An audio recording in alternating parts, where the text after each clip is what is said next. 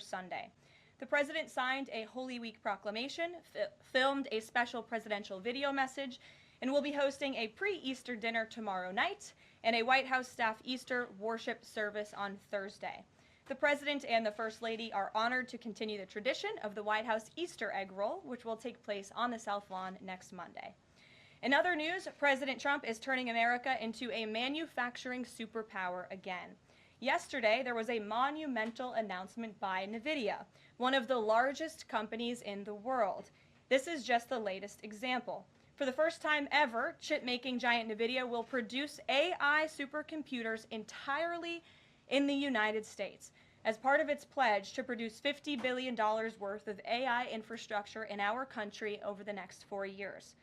With their manufacturing partners, they have commissioned more than 1 million square feet of manufacturing space to build and test NVIDIA Blackwell chips in the great state of Arizona and AI supercomputers in the great state of Texas. NVIDIA's founder and CEO Jensen Huang touted how the engines of the world's AI infrastructure are being built in the United States for the first time. This is the Trump effect. This follows trillions in other U.S. investments announced already, including $500 billion from Apple in U.S.-based manufacturing and training, $100 billion from TSMC and U.S.-based chips manufacturing, and the $500 billion private investment led by OpenAI, Oracle, and SoftBank in artificial intelligence infrastructure. Under President Trump, we're going to produce the cars, the ships, the chips, the airplanes, minerals, and medicines that we need right here in America at the hands of American workers. On the border, President Trump continues to break records and protect our homeland.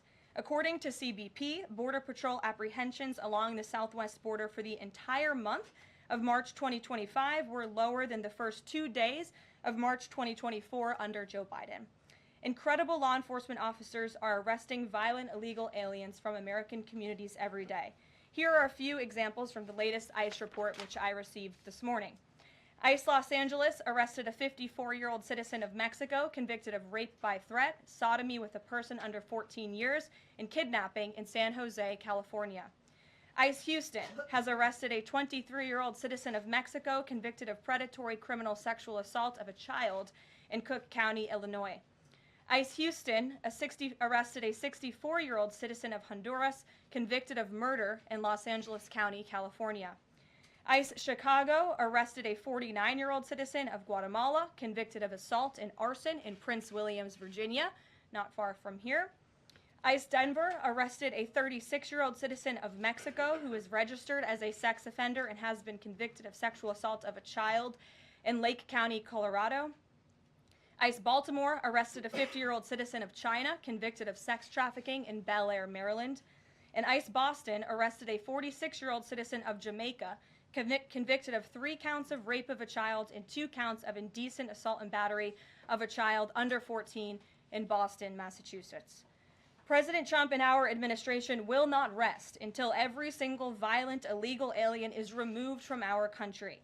The safety of the American people is too important to settle for anything less. On that note, the Democrat and media outrage over the deportation of Abrego Garcia, an MS-13 El Salvadorian illegal alien criminal who is hiding in Maryland, has been nothing short of despicable.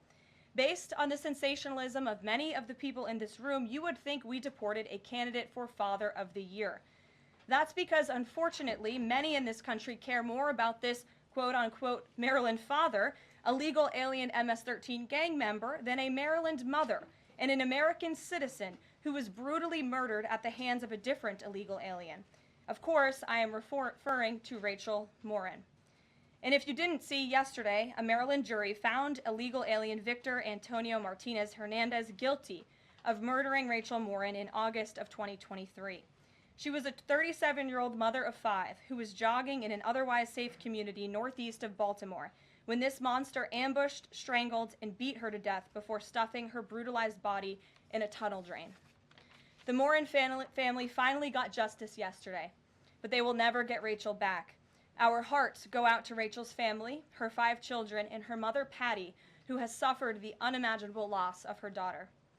In case you missed it last week, President Trump signed a national security presidential memorandum directing federal agencies administering federal land on the border to make land available to the Defense Department in a new national defense area. This followed the president's Day 1 executive order committing his administration to marshal all available resources and authorities to stop the unprecedented flood of illegal aliens into our country and to obtain complete operational control of the borders of the United States of America. Once again, the president is fulfilling another key promise. This new national defense area spans more than 170 miles across our border in New Mexico. But in the coming weeks, this administration will add more than 90 miles in the state of Texas. This national defense area will enhance our ability to detect, interdict, and prosecute the illegal aliens, criminal gangs, and terrorists who were able to invade our country without consequence for the past 4 years under the Biden administration. It will also bolster our defenses against fentanyl and other dangerous narcotics that have been poisoning our communities. With all of this work being done to make America great again, we continue to see a positive response from the American public. A brand new poll published from the Daily Mail and JL Partners this morning found that President Trump's approval rating is at an all-time high. That's because the president is working tirelessly to keep his promises to the American people, as I just saw him doing today in the Oval Office. We have a reporter in our new media seat today, Matthew Foldy. I like your boots, Matt, who is the editor-in-chief of the Washington Reporter. Washington Reporter is a new, fast-growing outlet that breaks stories about legislation and interviews leaders in Congress and across the administration. The publication's readership includes the highest levels of business and government. And with that, please kick us off, Matt. And we've interviewed you as well. So Karoline, thanks so much for having me here on behalf of our readership and the millions of Americans who I think appreciate what you're doing with the new media seat here and making this a more accessible briefing room. I'm curious with Harvard, we saw the Trump administration today announced it's cutting around $2 billion, or freezing $2 billion in funds to Harvard because the campus has serious problems with violence and with anti-Semitism. We saw President Obama, former President Obama, side with Harvard, which rejected the Trump administration's demands. I'm curious, where does the administration see this going with Harvard and with other colleges and universities in America that are refusing to reform in wake of the sort of craziness that we've seen take over some of them? Thank you, Matt, for being here, and thanks for the question. When it comes to Harvard, the president's position on this is grounded in common sense, in the basic principle that Jewish American students, or students of any faith, should not be illegally harassed and targeted on our nation's college campuses.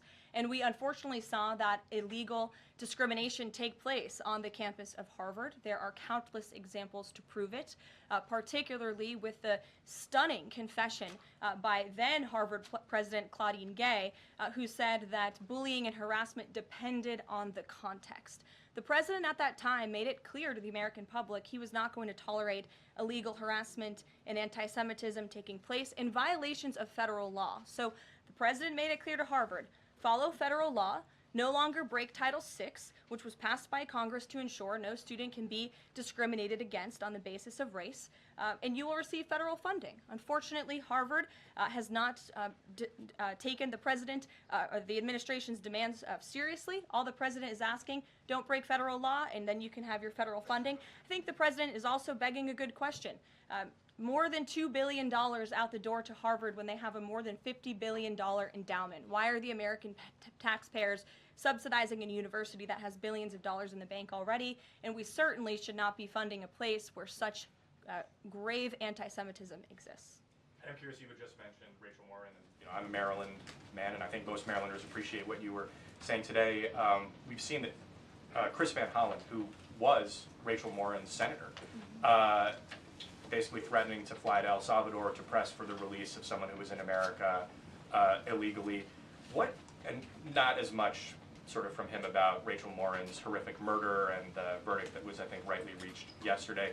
What does the administration think about the priorities we're seeing from Senate Democrats in terms of illegal immigrants instead of the work that agencies like ICE and DHS are doing with the Trump administration? It's mind-boggling, the priorities of the modern-day Democrat Party. I think it's atrocious that you have Democrats in Congress on Capitol Hill who swear an oath to protect their constituents and to serve them in Washington, D.C., spending more time defending illegal immigrant gang members than their own constituents and law-abiding American citizens like Rachel Warren. And I saw the president personally on the campaign trail, and I continue to see him in his role as President of the United States put American families first, reach out to the victims, the families of victims at the hands of illegal immigrant crime. And frankly, the actions and the words of the Democrat Party prove they could not care less about the American public. And maybe if they did, they'd see a bit higher approval ratings right now. Thanks for being here with us today. Peter. Thank you, Caroline. To follow up on something that you just said, why do Ivy League schools get so much federal funding?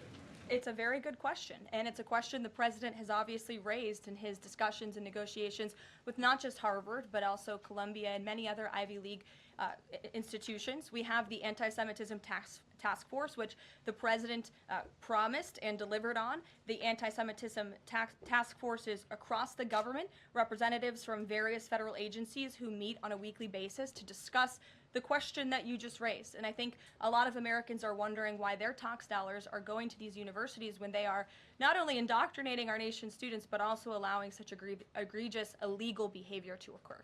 To follow up on immigration, deporting American citizens to Central American prisons, is it legal, or do you need to change the law to do it? Well, it's another question that the president has raised. It's a legal question that the president is looking into. And he talked about this yesterday when with his meeting with President Bukele in the Oval Office.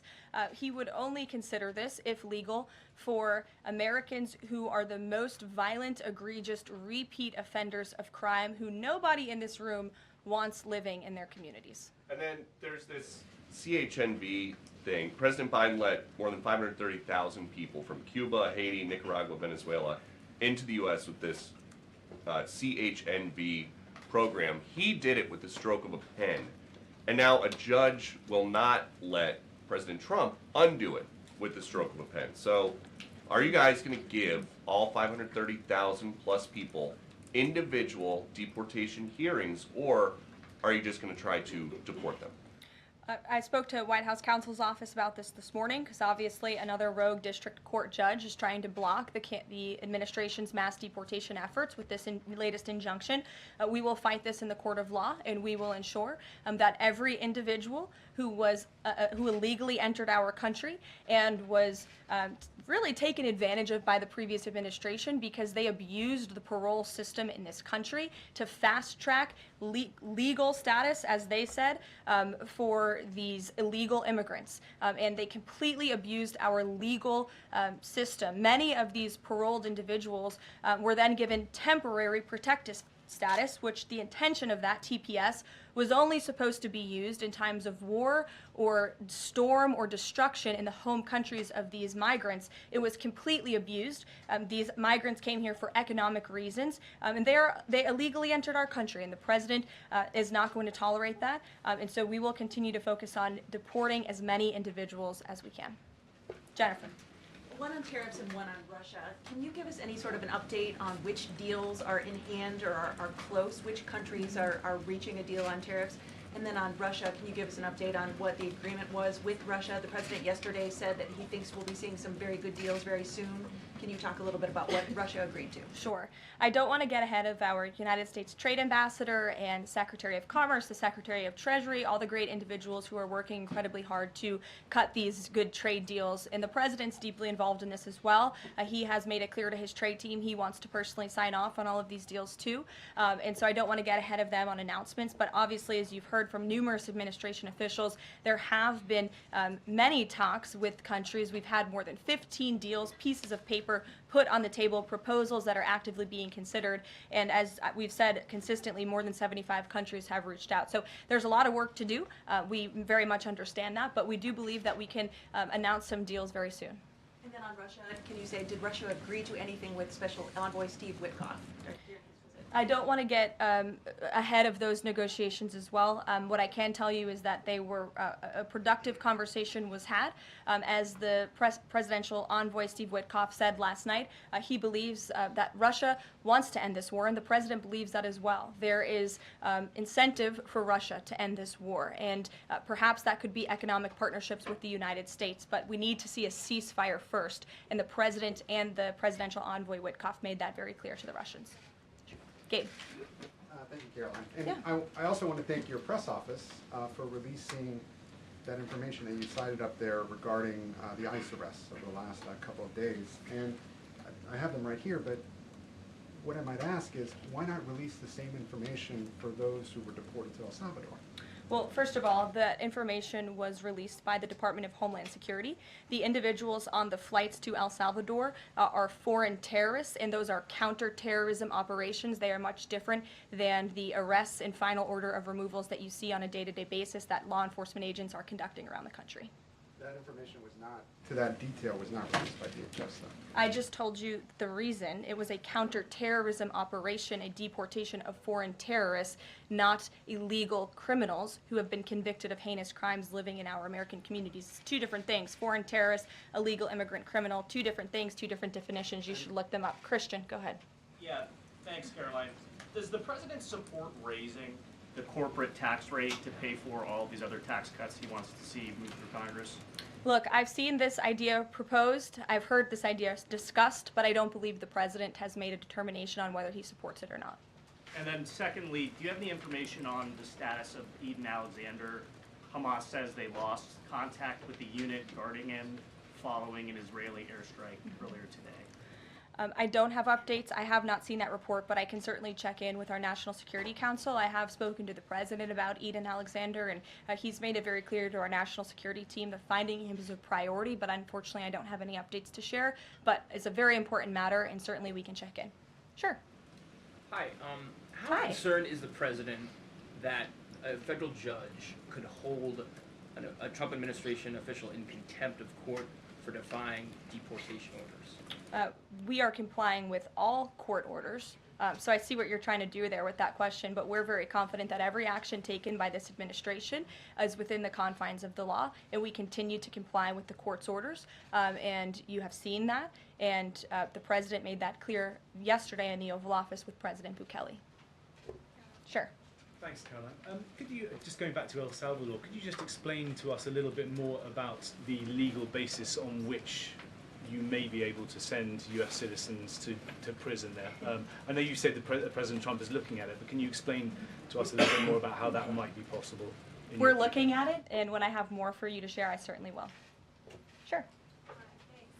Still going off the El Salvador questions, yesterday in the Oval Office, administration officials made it very clear that El Salvador is responsible for Mr. Abrego Garcia, yet El Salvador's president said we're not going to do anything with him. So my question is, who is responsible for this man and where he's going to end up?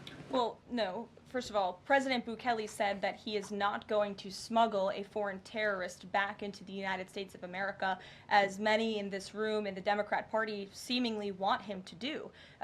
Abrego Garcia was a foreign terrorist. He is an MS-13 gang member. He was engaged in human trafficking. He illegally came into our country. And so deporting him back to El Salvador was always going to be the end result. There is never going to be a world in which this is an individual who's going to live a peaceful life in Maryland, because he is a foreign terrorist and a MS-13 gang member. Not only have we confirmed that, President Bukele yesterday in the Oval Office confirmed that as well. So he went back to his home country, where he will face consequences for his gang affiliation and his engagement in human trafficking. I'm not sure what is so difficult about this for everyone in the media to understand, and it's appalling, truly appalling, that there has been so much time covering this alleged human trafficker and this gang member, MS-13 gang member. It's truly striking to me. Karen. Thanks, Caroline. The president was posting on Truth Social today about helping American farmers. And last week in his cabinet meeting, he was talking about a plan to work with farmers to retain workers who are in the U.S. illegally, provided that they leave and then come back through what he said would be a legal process. Can you give details on what that would look like, how many workers he's talking about, how long a plan like that would take to implement, and the timeline for more details on getting this actually to implementation? I can check in with our immigration and our policy team and get you some more details on that, Karen. And is he Or is this something he wants to roll out soon? I mean, he was talking back and forth with Secretary Rollins as Right. if this is kind of imminent that he wants to do this. Yeah, look, the president is in constant communication with all of his cabinet secretaries, particularly Secretary Rollins, who has the backs of American farmers and ranchers. It's something that he spoke about with her in the front of all the cameras in the cabinet room, but I'll check in with not only our immigration team, but also with USDA, and we'll get you an answer. Jonathan. Hi, Caroline. Hi, it's good to see you in here. You too. The president has long said that it would be an abuse of power for a president to direct prosecutors to investigate him. Last week, President Trump explicitly directed the Justice Department to scrutinize Chris Krebs to see if it can find any evidence of criminal wrongdoing. How is that not an abuse of power to direct the Justice Department to look into an individual, a named individual? Look, the president signed that executive order. It's the position of the president in this White House that it's well within his authority to do it. Otherwise, he wouldn't have signed it. And he signed it, and that's his policy. Jeff, how you doing? Fine, thanks, Caroline. A follow-up on Harvard. The president floated on Truth Social, I believe, the possibility of removing tax-exempt status. How serious is that threat, and are there other universities he's considering? And then a follow-up question on foreign policy. Can you give us an update on what the president hopes to come from the next round of talks with Iran? Sure. First, when it comes to Harvard, as I said, the president has been quite clear they must follow federal law. He also wants to see Harvard apologize, and Harvard should apologize for the egregious anti-Semitism that took place on their college campus against Jewish American students. There were professors who said that he had engaged in discriminatory behavior against Jewish students. Of course, you had the former president of the university saying bullying and harassment depends on the context. You also had an encampment on Harvard Yard that we all saw play out before the cameras. The university failed to impose formal discipline on any students for this anti-Semitic conduct violations, including the occupation of a campus building and the disruption of classes with bullhorns. The president believes Harvard should apologize to its Jewish American students for allowing such egregious behavior. As for the tax-exempt status, I would defer you to the IRS for any updates. I do want to answer your question on Iran, of course. The maximum pressure campaign on Iran continues, but as you know, the president has made it clear he wants to see dialogue and discussion with Iran while making his directive about Iran never being able to obtain a nuclear weapon quite clear. And the president spoke to the Sultan of Oman today, who helped facilitate these talks. I have a readout for all of you. He held a call with the Sultan of Oman today, and he thanked him for hosting the first direct meeting between the United States and Iran and emphasized the need for Iran to end its nuclear program through negotiations.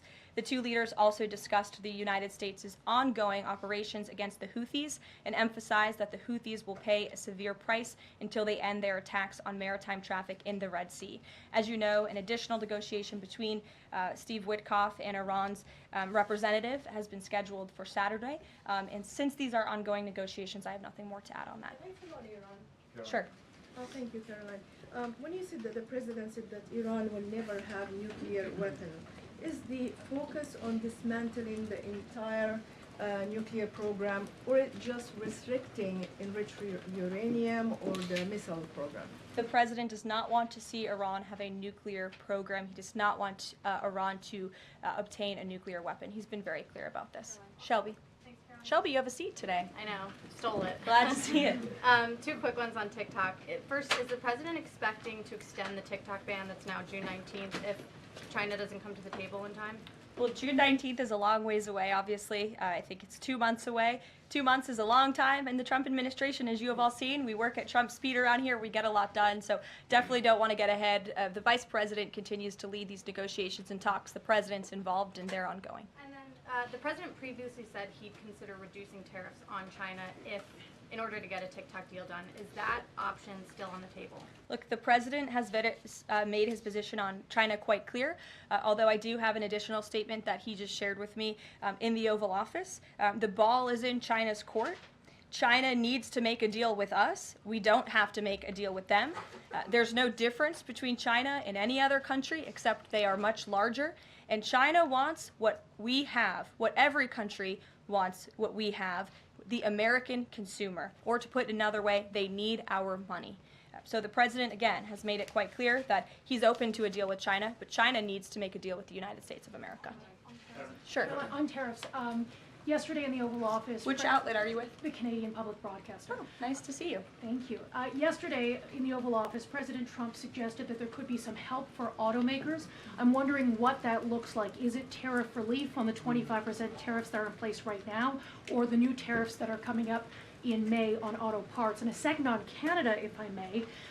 President Trump's tone when it comes to Canada-U.S. relations, Canadians have noticed it's shifted a bit in the past few weeks. Ever since the election campaign started, he stopped talking about Canada becoming the 51st state, at least publicly. I'm wondering if that's on purpose and why. I would reject the president's position on Canada has shifted. Perhaps he just hasn't been asked about Canada by questions from this group in the Oval Office when they see him almost every day, but the president still maintains his position on Canada. The United States has been subsidizing Canada's national defense, and he believes that Canadians would benefit greatly from becoming the 51st state of the United States of America. As for autos and auto parts, I don't have anything to read out for you there, but I think the point the president was making is flexibility, and he has flexibility when it comes to negotiations and talks, but ultimately his goal in his fair trade deals that he is pursuing with many countries around the world is to put the American worker first. And we had automakers and auto workers here at the White House on Liberation Day who believe in this president and his negotiating ability to put them first and to bring those jobs back to the United States of America. And the president's been very clear about that in his conversations with the automakers as well. Deanna, go ahead. Thanks, Caroline. One on Ukraine and one on China. On Ukraine, this past weekend, Zelensky offered an invitation to President Trump, extending an offer for him to visit Ukraine. Just wondering if there's any update on that. Has Trump seen that offer and what he's thinking about?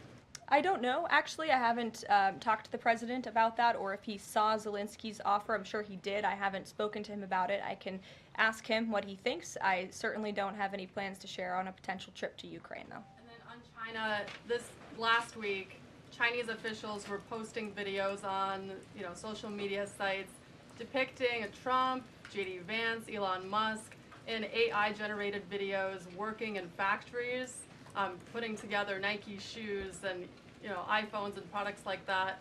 Does the White House, have they seen these videos? Do you guys have a response to that? I have seen the videos. I'm not sure who made the videos or if we can verify the authenticity, but whoever made it clearly does not see the potential of the American worker, the American workforce. The president believes in the American people, and he knows that we have the best not only consumer base in the world, but also the best workforce in the world, and that's why he's so focused on bringing investments home and shoring up our critical supply chains and bolstering our manufacturing here as well. Brett. Thanks, Caroline. Would the president support a ban on members of Congress trading stocks? I'm certain that's something the president would be interested in looking at, and I can ask him if he would support such a bill. Sure. Yes. I have a question about the president's post from this morning on farmers. He asked farmers to be patient and just hold on. But a lot of farmers that I've talked to in the last week or so have said, they're in the middle of spring planting season, and that a trade war makes everything sort of up in the air.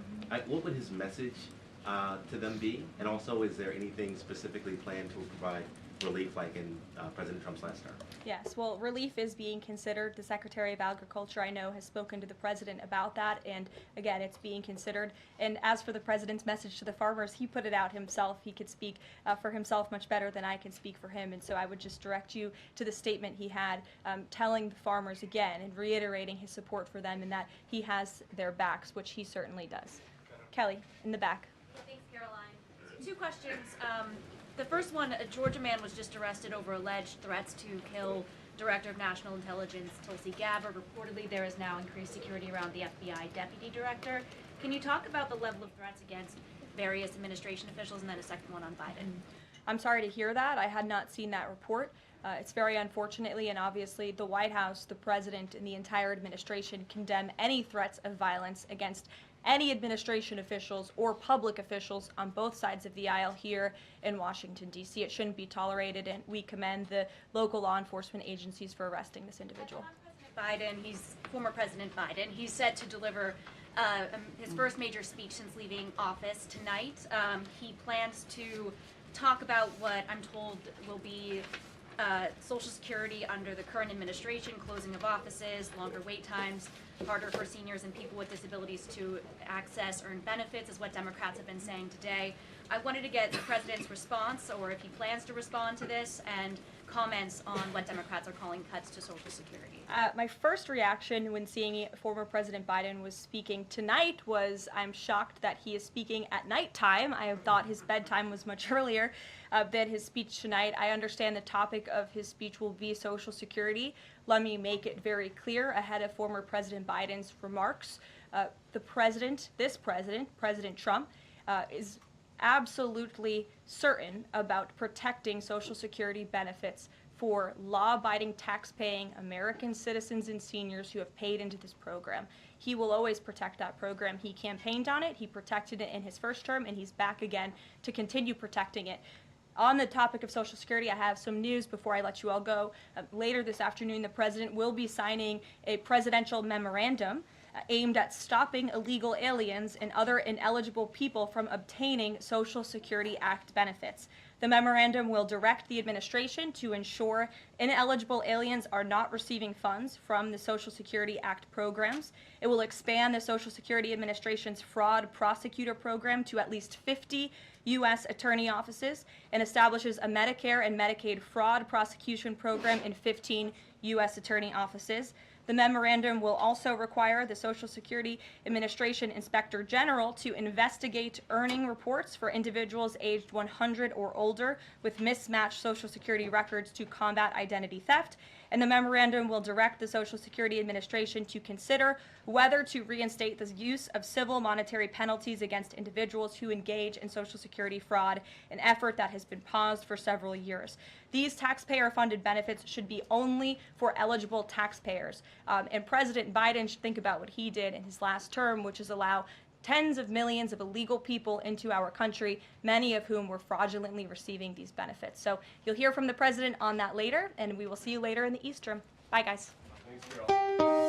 Thanks for watching. Here's another story you may like, and subscribe to the WSBT 22 YouTube channel.